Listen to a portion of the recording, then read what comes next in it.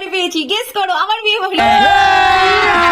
अभी मजा आएगा ना भिड़ो। তো বিয়ে বাড়ি করছি, ভাবলাম একটা ব্লগ তো ছাড়া যেতেই পারে, কারণ কন্টেন্ট তো এমনিও শর্ট পড়ে যাচ্ছে। फिर से आ गए रे बाबा। যাই কি কি খাওয়া দাওয়া করবো, কি করব না করবো। বিয়ে বাড়িটা একটু ভিলেজ সাইডে, তাই একটু গ্রাম্য পরিবেশ, অন্ধকার, ঠান্ডা। তো চলো আগে সুন্দর করে নিজেকে প্যাকিং করে রেডি হয়ে নি, দেখা হচ্ছে তারপর।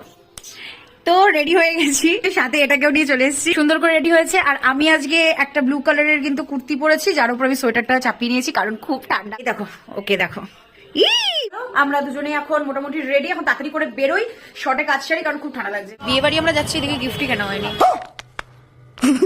এদিকে বাটিকা চাদরও রয়েছে, এদিকে শাড়িও রয়েছে, আর আমি কনফিউজ আমি কি দেবো। আর অন্য কোনো শাড়ি দেখো না,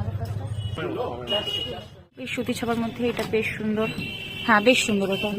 তো চলো গিফট কেনা তো ডান, এবার বিয়ে বাড়ি যাবো। আবার এতটা দূর আবার ঠান্ডার মধ্যে যাওয়া যাক। বিয়ের সিজনে দারুণ দারুণ ফুল